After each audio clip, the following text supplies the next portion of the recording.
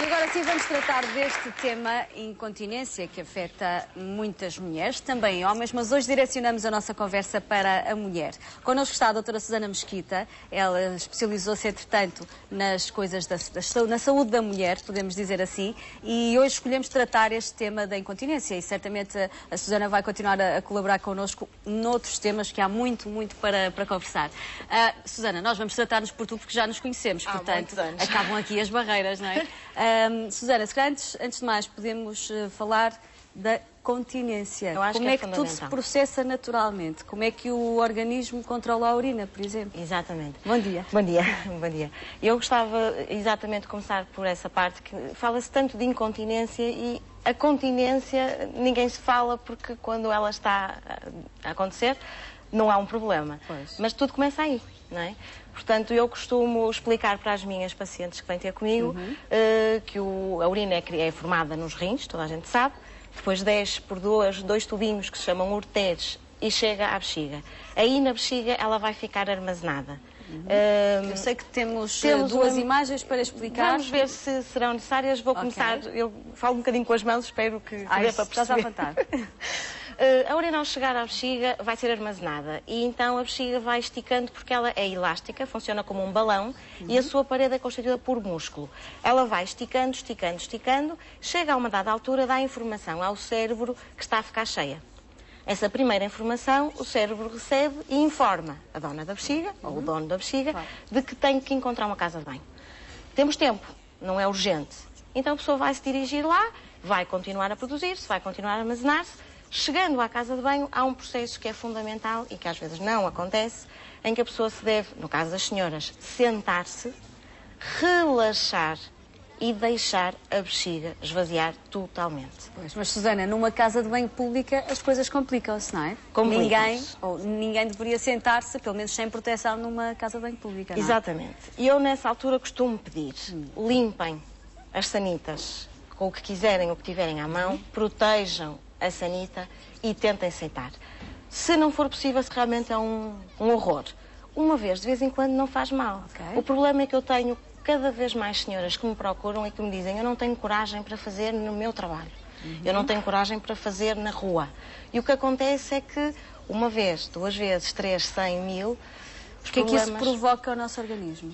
O seguinte, eu ia mostrar a imagem, mas eu não vou, Sónia, porque não consigo chegar onde eu quero, portanto eu vou explicar. Senão levantamos e vamos lá. Não, é que eu precisava do resto da parte de baixo, peço desculpa, mas não sei porque a parte de baixo não aparece. Será então que conseguimos mostrar o resto da imagem? É a parte de baixo, se calhar subindo, mais um bocado? Se for possível, muito bem, senão eu também explico, não perdemos tempo. Não dá, Susana, não então tem problema.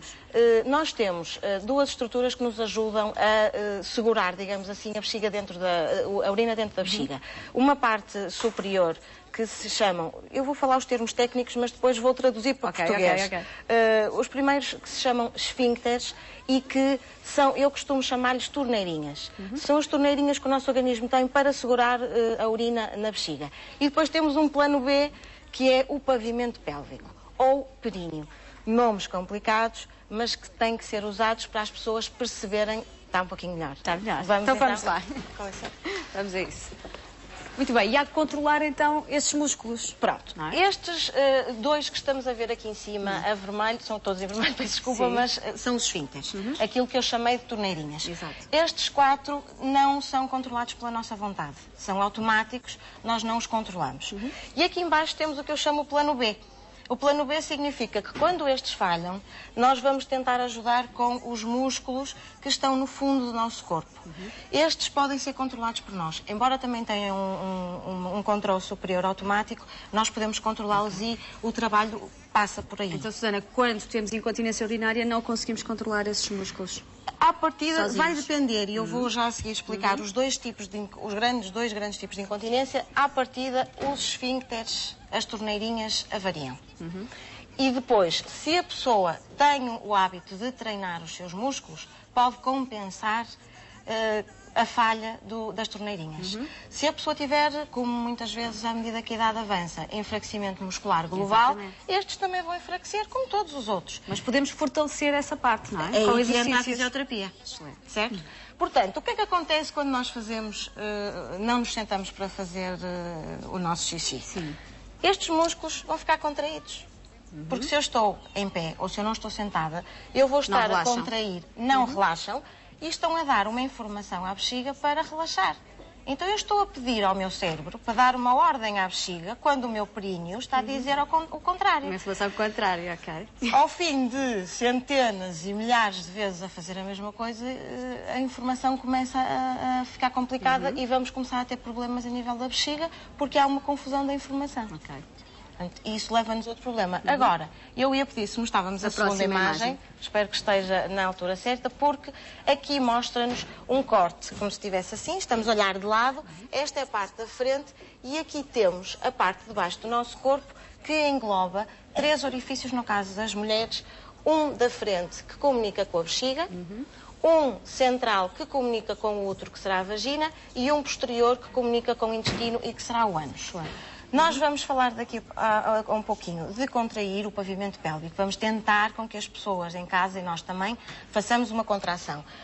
Nós não estamos muito habituados a controlar aqui à frente, porque não é o nosso hábito. Poderemos, de vez em quando, até tentar controlar aqui no centro, mas onde nós realmente estamos mais habituados a controlar estes músculos é na parte de trás. Portanto, quando eu pedir para fazermos uma contração, eu se calhar vou sugerir que nos concentremos no ânus, porque é mais fácil para toda a gente. Ao contrair essa parte, se calhar vamos contrair as outras duas, não é? Porque os músculos, se quiseres estão todos dizer, interligados, estão interligados e ao darmos a ordem para contrair vamos acabar por contrair todos, porque eles funcionam como um todo. Por isso se chama períneo. O períneo não é mais do que o conjunto dos músculos do fundo do nosso corpo.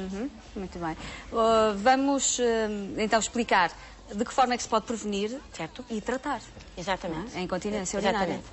Eu aqui então avançava para os 2 grandes tipos de incontinência. Temos a incontinência de urgência ou de stress e a incontinência de esforço. A mais comum, aquela que se fala com mais leveza, digamos assim, é a incontinência de esforço. Porque as pessoas pensam que o problema é só seu, mas não é. Pessoas jovens, em algumas partes da vida, nomeadamente nas gravidezes, no pós-parto, acontece uma sobrecarga sobre os músculos e, portanto, eles não conseguem ajudar as torneirinhas e acontece. O que é que acontece? Nós, quando fazemos um esforço, vamos aumentar a pressão dentro do abdômen. Essa pressão é exercida também sobre a bexiga. As torneirinhas estão a tentar segurar. O pavimento pélvico tem que segurar a pressão, mas num espirro ou numa tosse continuada, às vezes as torneirinhas não são eficazes, os músculos não conseguem compensar essa falha e há uma perda. Só que as pessoas dizem, eu não sou incontinente. Eu só perco uma gotinha de vez em quando. Que há ainda muita vergonha em assumir que se tem incontinência. Muita. Ainda que seja primária, que seja em pouca quantidade. Uma fase inicial não deixa de ter esse nome.